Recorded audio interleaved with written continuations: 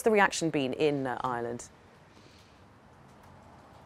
Well, last night the Irish Prime Minister Leo Varadkar had a telephone conversation with his counterpart Theresa May in London. He reiterated what's been said in Brussels all day and the Irish position, which is, of course, that a backstop is necessary within the withdrawal agreement and that wouldn't be reopened. He said he was disappointed by the House of Commons decision to reject this negotiation position that had already been in place, and he said that that decision actually reinforced the need for a legally robust backstop. He said that he was heartened by the solidarity from his other counterparts across Europe and within the EU institutions, and he said that brought a ring of steel around the Irish position.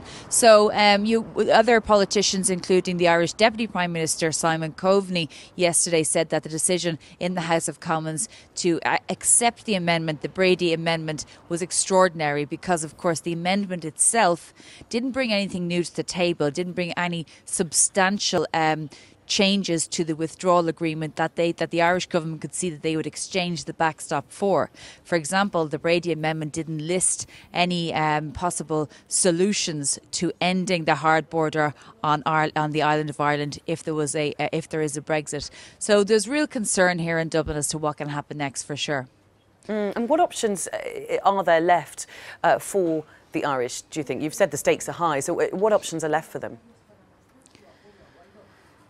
Well, the options are very stark, unfortunately, because if there is a no-deal Brexit, Ireland is the member state in the European Union that will be harmed the most.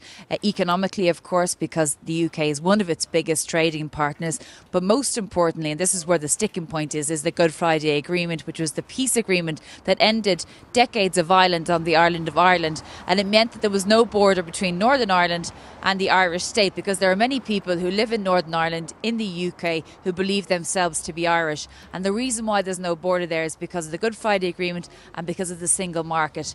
If the UK leaves the single market, there would have to be a border in place. And that would really hamper the self-determination of many people in Northern Ireland. And that's where the problem arises.